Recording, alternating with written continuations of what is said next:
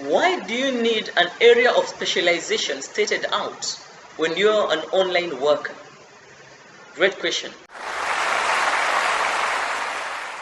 My name is Magdalene Kamau. I'm speaking to you from Mombasa in Kenya. Now, it's very interesting the number of people who will tell me about niche. My last video, I spoke about identifying your niche. Now, the very interesting thing about niche, and I want you to put this in mind, or your area of specialization, is this. The niche is never about you. It may be what you're passionate about, what you're skilled in, what you're able to learn about, what you can access, and of course, where you're talented in. But it is never about you. It's about the service that you're going to give to a client. So the point of concern, the client. Now you thank me later about this one. But I can tell you this. You'll never come to a point where you see a shopkeeper who stocks things for his own family only. Instead, in his mind, he thinks about everybody else. Surprised? You shouldn't be. And that's the same reason as to why when you create a niche or when you come up with your area of specialization when you're an online worker, you should always have the client in mind. So today I want us to speak about something very strange. Seeing people's needs. In order for you to be able to serve any client whatsoever, no matter where he comes from, unless you're able to identify his point of need, then you will never be able to serve him. You can never satisfy him. Or how can you serve someone with a burger if he wanted something like chapati?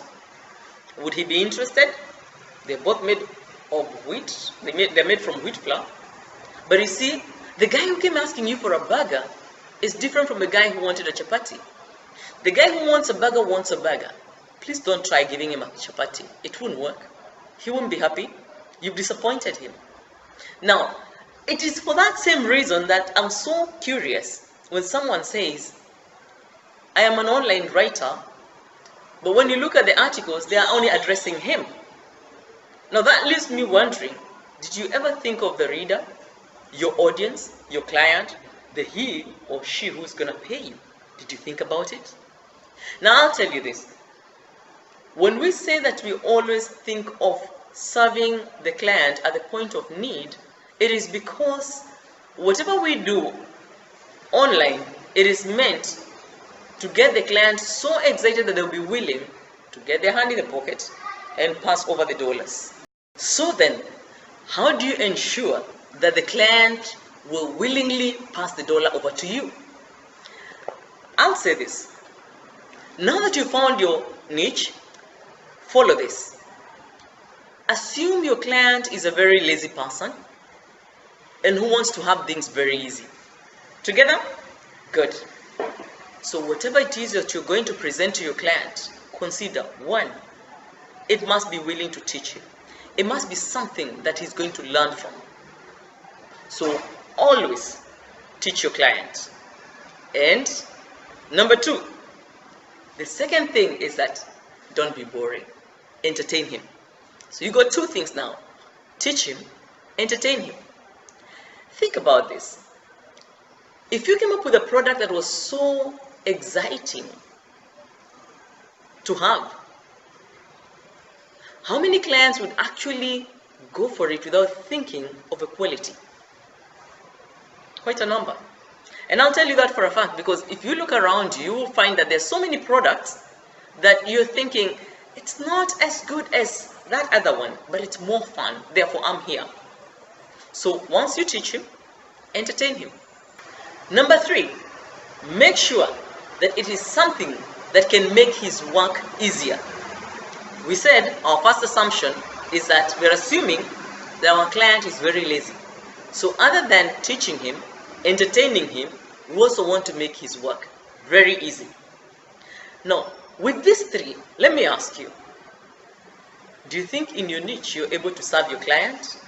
Because whatever it is, you're supposed to be seeing the client's need. Number four, can we reduce his aches and pains? You see, you can make someone's work easier, but still leave him with some aches and pains. I know we have a product in Kenya called M-Pesa. And once in a while, when we really need the money, you start the product, you start the application, and for whatever reason, you just get this waiting thing, and it goes, and it's making you wait for whatever reason. So, it's supposed to be help. M-Pesa is supposed to help me transfer money from one area to another. I'm supposed to be able to clear my bills very fast. But it still creates the aches and pains. And that's not exciting. That's not anything interesting. So, your number 4 is to cut down on the aches and pains. So as you make my work easier, so now I don't have to go to the bank to deposit the money, please cut down my aches and pains as a client. And then finally, keep it evergreen. Always keep it up to date. Or if you cannot update it, because of course we're talking of now maybe your blog, we're talking of maybe a logo that you've created, make it usable for the longest time ever.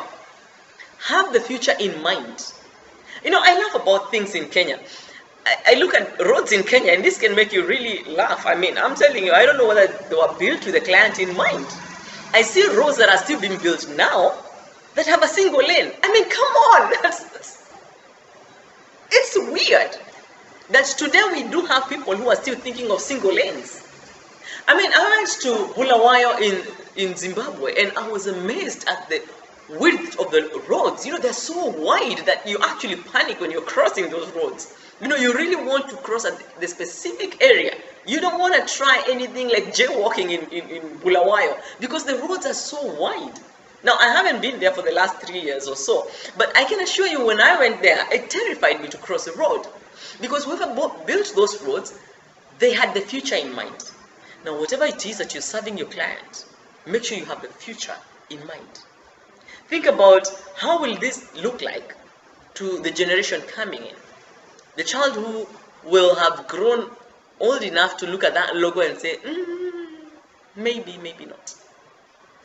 And especially if you are a little bit older like me, you need to look at whatever work that you're doing with the mind of not just the millennial. You need to be thinking of the I generation. And I know this video may be watched by people who are in the I generation, but whenever you choose to do something, even if it's within your niche, think of the people to come. Don't just think of this client, but think of the client's client. Because after all, whatever we normally offer online, mostly it's not just for one client, but that client's client. Now you planned that. You're going to teach your client to entertain them. You're going to make work easier for them. You're going to cut down on their aches and pains. And then you're going to keep it evergreen. You're going to make it usable for the longest time ever. Now, if you're ready with that, I want you to do this. Go online and start checking around your niche. Go around and check the product that you are able to offer, then your specific area, and see how the people around there are doing it. Why? I said the niche is never about you, it's about the client. And don't panic so much about the niche. As much as you need it, it can always be changed. It's just like my shirt. The earlier videos were in another shirt. I'm in a purple shirt. I'm feeling really like a queen. You can always change your niche. So if you're tired about one niche, move over. But be good. Keep the client in mind. Whatever you do, address people at the point of need. That's how you remain an entrepreneur doing online work. Now, I know we're supposed to be going straight to building the online business, and we'll do exactly that. Why? Because now that we know the people's needs, then we can build the product. A product is that you create to meet people at their anxious points. When you know what their anxiety is, then you meet them at the point of need using a product. We've agreed that we are going to be people oriented because we are entrepreneurs, and doing online work makes us even better at this. So in our next video, I want us to look at this.